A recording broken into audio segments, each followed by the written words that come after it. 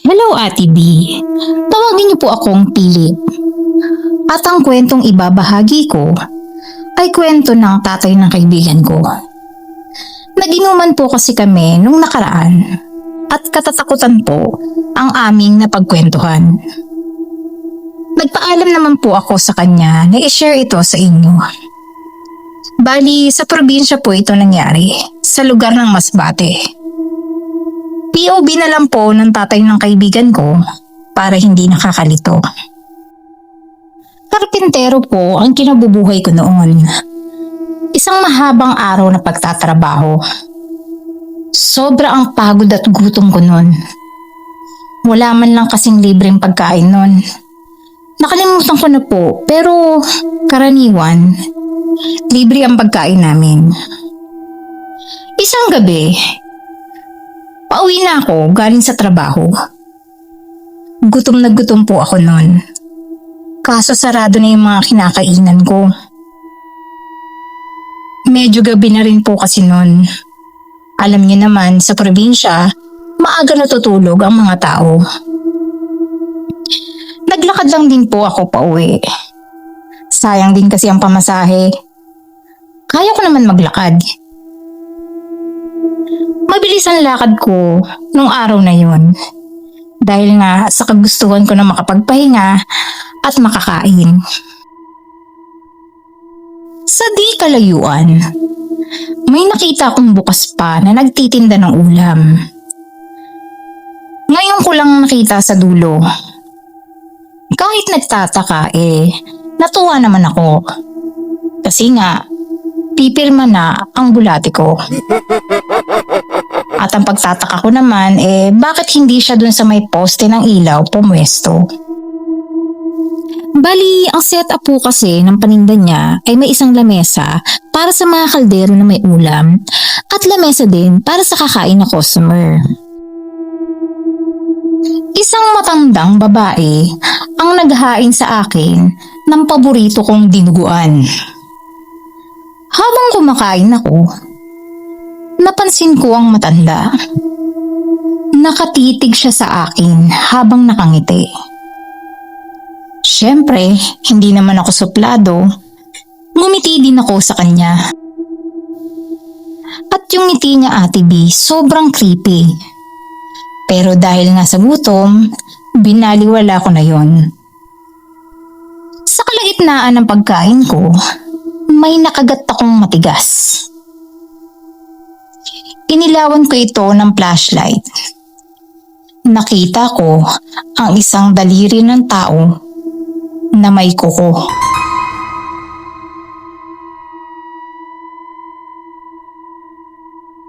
Tumayo ako at nasuka. Pinagmumura ko siya at sinigawang aswang. Pagtingin ko sa kaldero, hindi na dinuguan ang nakikita ko, kundi mga piraso ng laman ng tao. Bumaliktad po ang sikmura ko ng matindi. Tawa lang siya ng tawa habang sumusuka ako. Masarap ba, Philip? Bulong ng matanda. Napatingin ako sa kanya saglit, Ate B. Iba na po ang itsura niya. Yung dila niya, nakalawit na mahaba at kulay itim. Grabe rin po ang paglalaway niya. Tumutulis na rin paunti-unti ang mga ngipin niya at humahaba ang mga itim na kuko. Tumakbo po ako na makita ko na ganun na ang itsura niya. Habang tumatakbo po ako ay sumusuka pa rin ako. Hindi na ako lumingon noon. Naririnig ko ang pagtakbo niya ng mabilis.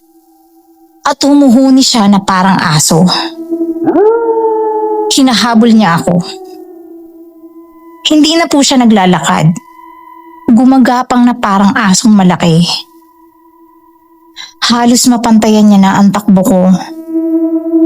Nakikita ko siya sa gilid ng mga mata ko. Napilit niya akong hinahabol. Pumasok ako sa isang bakanting lote para magtago. Pero bawat hininga ko, parang sinusundan niya. Amoy na amoy niya ako dahil sa laway na nakain ko. Para akong may GPS sa loob ng tiyan ko na tumatawag sa kanya. Biglang may tumulong laway na malansa sa mukha ko. Pagtingin ko sa itaas, nandun siya sa sanga ng puno. Iba na naman ang itsura niya. Para siyang malaking paniki na may malaking bibig. Pero wangis pa rin siya ng tao. At itim na itim ang mga balat niya at mapupulang mata. Tumalon siya at inatake ako. Nakalmot niya po ako, Ate B. At ang sugat na iniwan nito, hindi lang masakit, kundi parang natutunaw ang balat ko. Pakiramdam ko po noon ay mapapatay niya na ako. May ilang minuto din po kami na nagpambubuno. Nagdasal po ako sa Panginoon na bigyan niya ako ng lakas para makalaban at mabuhay pa para sa pamilya ko. Habang nagpapambuno kami ng nilalang, naalala ko noon na may cutter ako sa bulsa. Hiniram ko po yun para magbalat ng mangga habang naglalakad pa uwi. Dahil nga ako, gutom na ako at pagtsatsagaan ko na lang itong mangga. Pinahiram sa akin ng kasama ko sa trabaho yung cutter. Doon po ako nabuhayan ng pag-asa. Pakiramdam ko lumakas ako. Na makatsyempo ako, binagsasaksak ko siya sa leeg. Pag-uwi ko sa bahay, laking gulat ng aking asawa. Dahil nga, duguan ako. At doon ko na po ikinuwento ang mga nangyari. Nakaligtas ako sa kamatayan. Pero hindi ko alam, simula pala ito ng aking kalbaryo. Matapos ang pangyayaring yun, di muna ako nakapasok. Sumama kasi ang pakiramdam ko. Ang pagkaing isusubo ko ay lasang kalawang. Hindi ako makakain at nanghihina din ako. Nanlalaki ang mga eye bags ko at natutuyo ang mga balat ko. Sabi ng asawa ko, mukha na raw akong bangkay. Kaya nagpatawag na siya ng albularyo. Pagdating pa lang ng albularyo, pinaupo niya ako sa gitna ng usok ng kamangyan. Binigyan niya ako ng isang napakapait na inumin. Pinilit kong ubusin yon dahil kailangan. Laking gulat ko nang makita ko ang suka ko. Parang putik, kulay itim, malapot at malansa na likido ang lumalabas sa bibig ko. At kasama noon ay isang may mahabang maitim na dila na gumagalaw pa. Ang hawa ng aswang na pilit akong kinakain mula sa loob. Doon lang gumaan ang pakiramdam ko. Nagtanong ang matanda kung napatay ko daw ba ang aswang. Sabi ko naman ay hindi ko sigurado, pero nasaksak ko siya sa leeg ng maraming beses. Hindi ko na din nga maalala dahil sa bilis ng pangyayari. Kasunod noon ay binigyan niya ako ng proteksyon, pati asawa at mga anak ko. Proteksyon sa aswang at masasamang nilalang. May mga halaman din siyang ibinigay sa akin. Itanim ko daw. Ilagay ko ito sa labas ng bahay. Takot daw ang aswang sa halaman na yun. Nakalimutan ko lang po ang tawag. Ganun na nga po ang ginawa namin. Pinarami namin ang halaman at sa katagalan ay pinalibot namin sa aming bahay. Naging maayos naman po ang lahat. At nagpaalam na rin po ako noon sa aking trabaho na hindi na po ako papasok sa kanila. Nagtitinda na lamang po ako ng almusal sa umaga.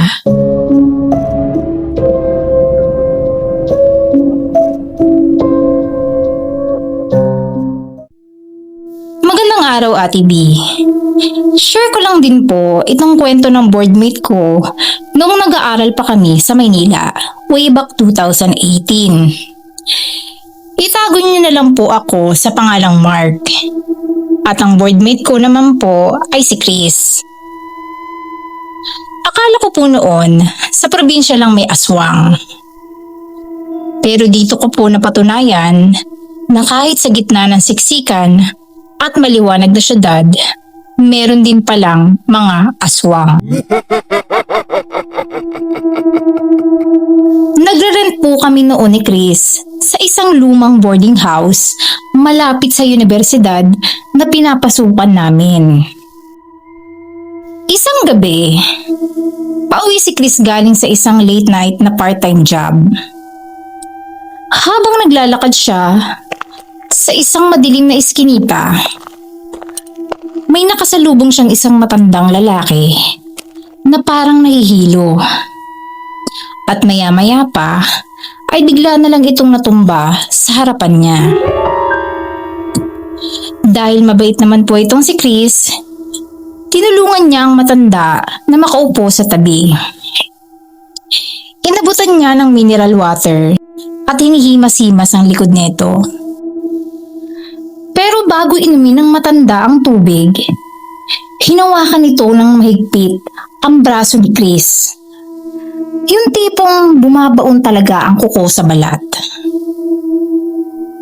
Ang tindi habang nagpapasalamat ang matanda, bigla itong dumaing at umubo ng malakas sa tapat mismo ng mukha ni Chris.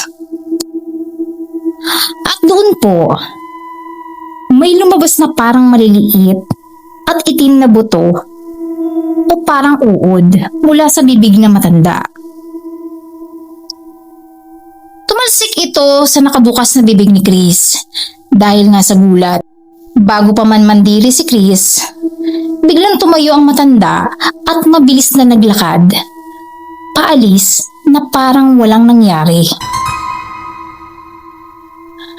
Noong una, akala ni Chris ay nabubulunan lang siya o guni-guni lang dahil sa pagod sa trabaho. Kaya binaliwala niya ito at umuwi na sa boarding house namin.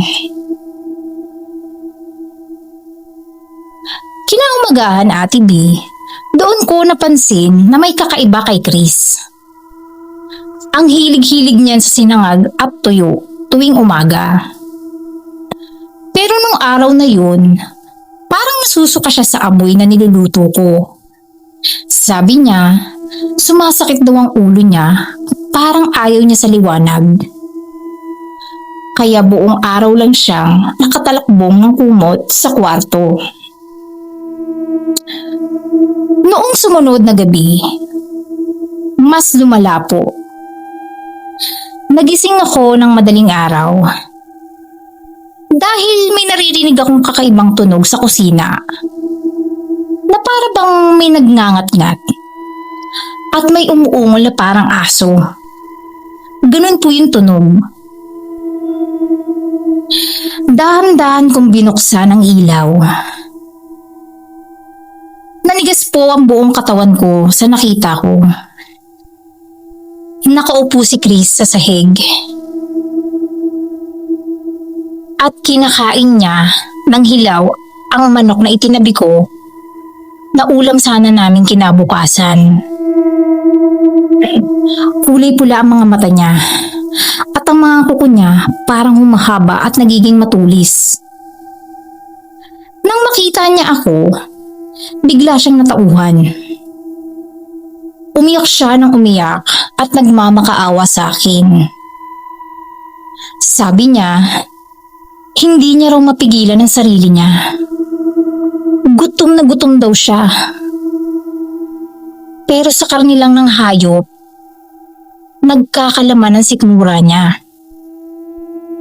Doon ko na-realize na nayanggaw ang boardmate ko. Nasali na sa kanya ang sumpa dahil sa matanda. Sabi ng tito ko na taga Iloilo, kapag daw bago pa lang ang yanggaw, pwedeng-pwede pang magamot. Basta bago sumapit ang ikatlong gabi. Kung hindi daw, ay tuluyan na siyang magiging aswang at hindi na makakabalik sa pagiging tao. Ikatlong gabi na nun, wala kaming kilalang albularyo dito sa Manila. Kaya medyo nagpanik ako. Pero naalala ko, may isang lumang butika sa Quiapo na nagbebenta ng mga herbal at kung ano-anong pangontra sa mga kakaibang sakit. Kahit takot na takot ako na baka bigla akong sakmalin ni Chris, isinakay ko siya sa jeep. Nakatalokbong siya ng jacket at pilit kong pinapakalma habang nanginginig ang buong katawan niya. Ramdam ko po na nag-iiba ng anyo si Chris noon.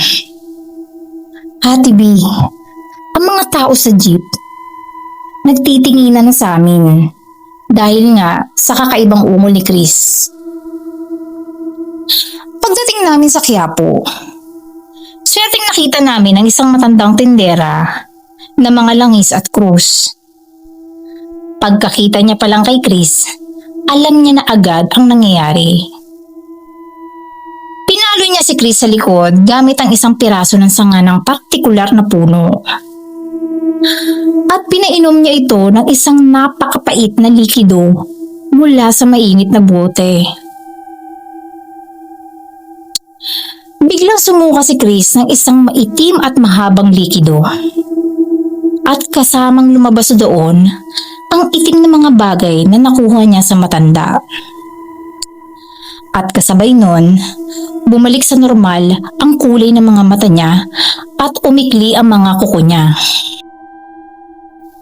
Gising na ang totoong Chris. Ligtas na siya. Nawala na ang sumpa. Umuwi kami sa boarding house na magaan ang loob.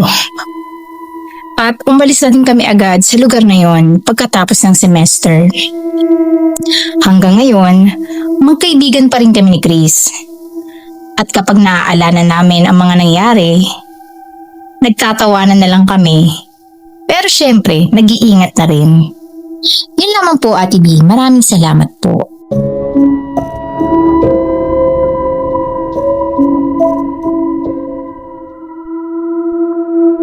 Magandang araw po sa inyong lahat.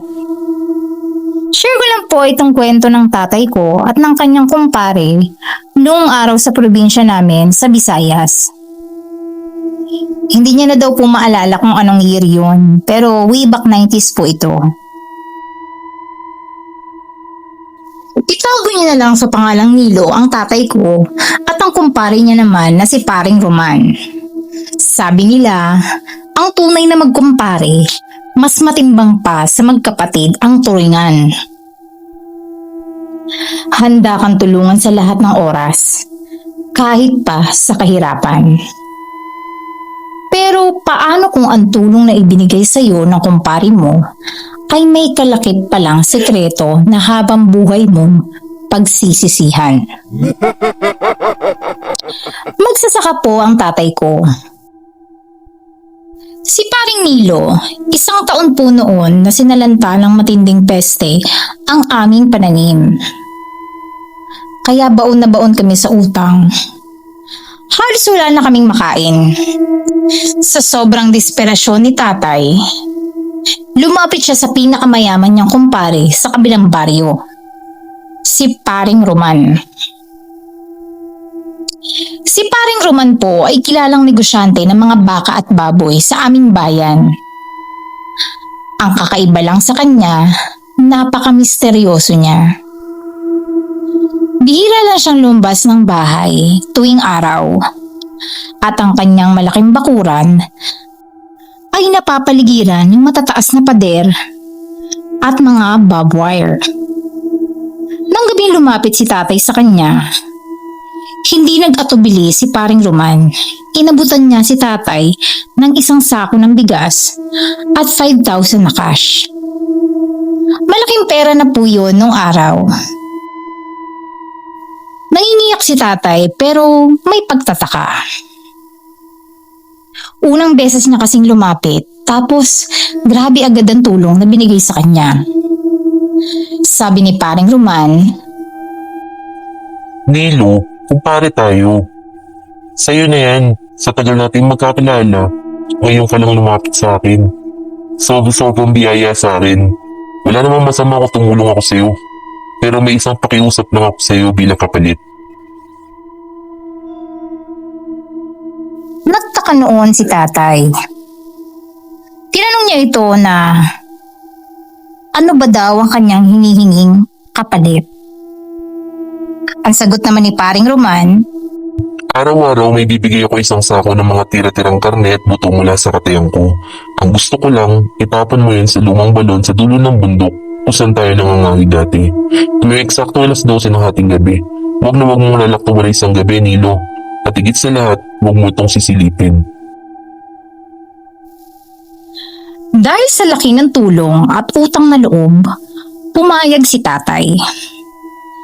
Madali lang naman ang utos. Pasanin ang sako, pumunta sa bundok, at ihulog sa lumang balon. Naging maayos ang unang 3 buwan. Pati di, gabi-gabi, bitbit ng tatay ko ang sako. Napansin niya lang na ang sako ay palaging napakabigat, basa ng dugo, at may kakaibang amoy na parang nabubulok na ewan. Pero dahil tapat siyang kumpare, tinupad niya ang pangako. Hindi niya kailanman sinilip ang loob ng sako at hindi niya rin tiningnan ang ilalim ng balon. Isang gabi, bumuhos ang napakalakas na bagyo sa probinsya namin. Baha ang mga daan at natutumba ang mga puno. Dahil sa tindi ng ulan, nagkasakit si tatay at nagkaroon ng mataas na lagnat. Hindi niya kayang lumabas para maglakad paakyat ng bundok. Tinawagan niya si paring Roman sa lumang telepono para mag-abiso. Kumpare, pasensya na talaga. Napakasama ng panahon, di ko kaya maglakad ngayon. Bukas na bukas, pabawi ako. Matagal na hindi sumagot si paring Roman sa kabilang linya. Pagkatapos ng ilang sandali, sumagot na ito at sinabing, Nilo, sinabi ko sa'yo, huwag kang lalaktaw. Gutom na gutom sila. Kung hindi mo sila pakakainin ngayon, sila ang mababa para maghanap ng makakain. Sa sobrang takot ni tatay para sa aming pamilya, pinilit niyang bumangon kahit nanginginig ang katawan niya. Kinuha niya ang sako na iniwan ng tauhan ni Roman sa labas ng bahay namin at hinarap ang bagyo at dilim paakyat ng bundok. Pagdating niya sa lumang balon, basang-basa at hapong-hapo si tatay. Itinaas niya ang sako para ihulog ito. Pero dahil sa dulas ng basa ng sako at sa lakas ng hangin, biglang napunit ang ilalim ng sako bago pa man ito mahulog sa balon. Nalaglag ang mga laman nito sa lupa sa tapat ng paa ni tatay. Nagliwanag ang kidlat sa langit. At sa isang segundo ng liwanag na yun, nakita ni tatay kung ano ang gabi-gabi niyang itinatapon. Hindi iyon karne ng baka o baboy. Ang nakita ng tatay ko ay may mga parte ng katawan. Putol na binti, braso, kamay, at mga basag na mukha ng ulo. Yung ibang parteng katawan ay may kagamitan pa tulad ng relo at bracelet. Biglang naalala ni tatay ang mga bali-balita na nawawalang mga tao sa karatig bayan nitong mga nakaraang buwan. Napasigaw si tatay sa kilabot at napaupo sa putikan. Doon niya na-realize na ang kumpare niyang si Roman ay isang aswang na ginagamit siya para itapon ng mga ebidensya ng kanyang mga biktima. Galit at takot ang naramdaman niya. Hindi niya alam paano niya kukumprontahin ang kumpare niya. Habang nakaupo si tatay sa takot, nakarinig siya ng boses mula sa dilim, sa likod ng puno. Dito lumabas si paring Roman, nakakapote at may hawak na flashlight. Sabi ko sa iyo paring Milo huwag mong sisilipin. Sabi ni Roman habang lumalapit. Nagmamakaawa si tatay. Roman, bakit mo ginawa to? Bakit mo ako dinamay sa mga pinatay mo? Umiiyak at nanginginig po ang tatay ko habang umaatras papalapit sa gilid ng balon. Umiling si Roman at ibinaba ang hawak niyang flashlight patungo sa loob ng balon. Milo, nagkakamali ka. Hindi ako ang pumapatay sa kanila at hindi rin ako ang nagpapakain sa mga nilalang na nasa ilalim ng balon na yan. Milo, ang pamilya niyo ang may-ari ng balon na to. May mga alaga kayong mga aswang na tagapagbantay ng inyong yaman. Ang tatay mo ang gumawa ng kasunduan sa mga matandang aswang. Tinanggap niya ang sumpa kapalit ng yaman at seguridad mo. Bago mamatay ang tatay mo, niyanggaw ka na niya nang hindi mo alam at ng iba mo pang kapatid. Kaso hindi nila kinayanan at namatay din ang mga ito. Dugtong pa ni Roman. Ang mga karneng yan, ikaw ang pumatay sa kanila, Nilo. Tuwing hating gabi kapag sinusumpong ka ng script mo, naglalakad ka na parang tulala at nangangaso sa kabilang bayan. Ako ang kumpare mo. Ako ang tagalinis mo dahil nangako ako sa tatay mo. Nababantayan kita habang buhay. Ang mga tulong na binibigay ko sa iyo ay sa inyo talaga yun. Ako din na naglalagay ng mga biktima mo sa sako para iulog mo rito. Napatingin si tatay sa kanyang sariling mga kamay. Wala talaga siyang naaalala. Iniisip niya, paano nangyari? Hanggat sa naalala niya, nung nakaraang 3 araw ay nagluto siya ng kakanin para ilako. Inabot siya noon ng gabi. Pakiramdam niya ay nawala siya sa ulirat. Nagising kasi siya sa kakahuyan na may mga dugo ang katawan niya. Ang mga paninda niyang kakanin ay nasa lupa na. Nagmamadali siya noon na umuwi at naligo. Tapos kinaumagahan, nakalimutan niya na ang mga nangyari. Kumagulgul po si tatay at nagsisisi. Nagdasal siya ura-urada nang malaman niya yon. Matapos ang pangyayaring yon, kumanap sila tatay ng magaling na albularyo na magpapagaling sa kanya. Dinala nila ang albularyo sa balon at doon ay sinunog nila ang mga nilalang. Pinagaling din ng albularyo ang tatay ko. Kaso, hindi na siya ganun kasigla. Mabilis na mapagod. Pero nakakangiti pa rin. Inalalayan po kami ng kumpare niya sa mga bagay-bagay na nahihirapan kami. Dahil si nanay noon ay mahina na at may sakit na din. Ang kumpare po noon ni tatay ay naging pangalawang tatay na rin namin. Yun lamang po, Ate Di, maraming salamat po.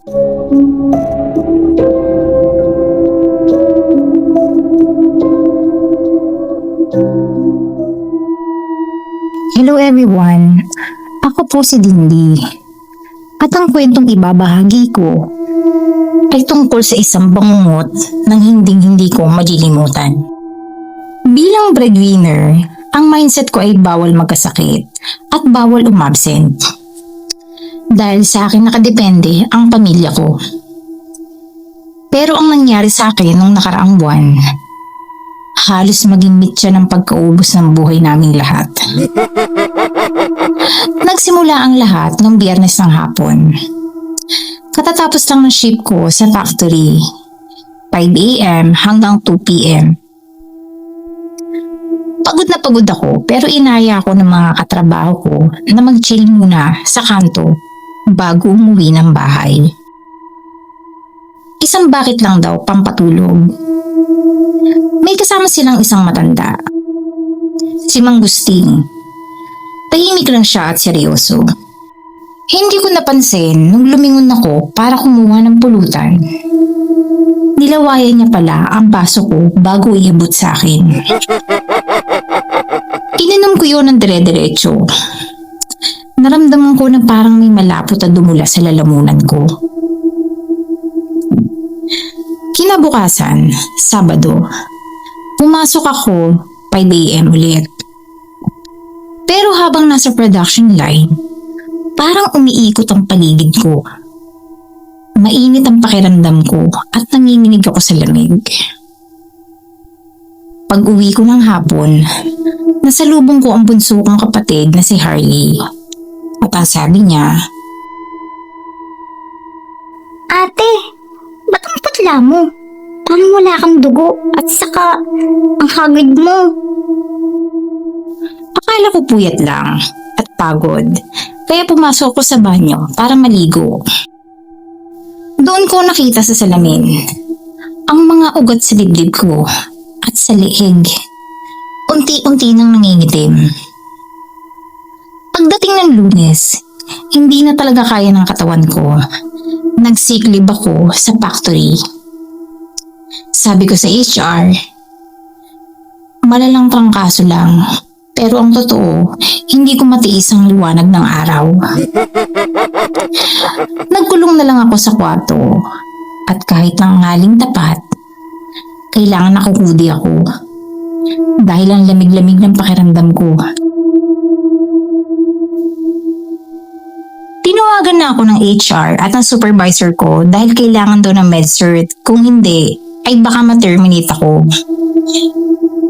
Pero hindi ko sila masagot. Ang boses ko kasi, nag-iiba. Garalgal at parang boses ng hayop. Napapansin na rin ni Harley na may kakaiba sa loob ng kwarto ko. Ate, ang baho naman ng kwarto mo. Ang lansa.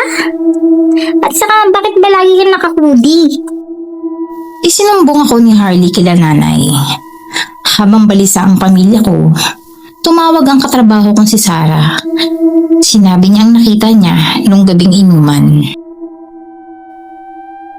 Naku po, Nay. Si Dindy po, piling ko nayanggaw. Nakita ko din po kasi si Mang Gustin na may niluwa siyang itim na di ko po maintindihan. Sa baso ni Dindy, bago niyo po inumin yun po yung naaalala ko. Piling ko po kasi nayanggaw talaga siya. Isang gabi, pilit na binuksan nila tatay ang pinto ng kwarto ko. Nakita nila akong nakakubli sa madilim na sulok. Dilat na dilat ang mga mata ko at kulay dilaw na. Wala na ako sa sarili.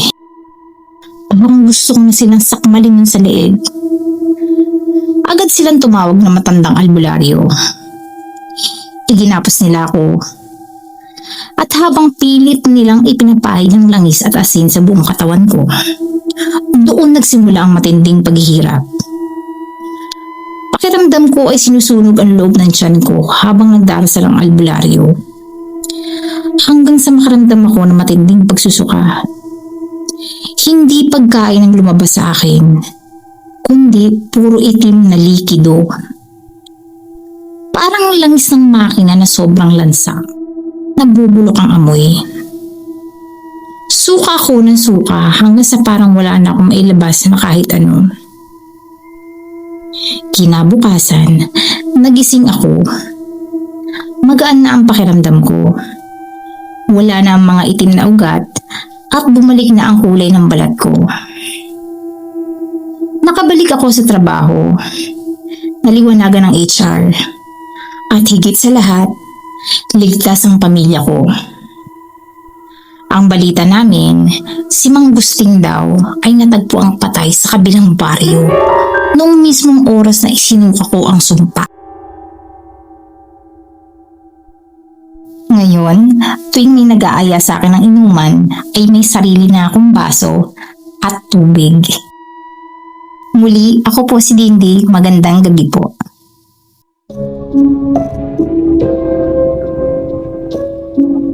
Maraming salamat po sa mga nagbahagi ng kanilang kwentong katatakutan. At syempre, sa ating mga tagapakinig. At kung ikaw ay may kwentong katatakutan, mag-email lamang po sa btbhorrorstories@gmail.com. Maraming salamat po. Huwag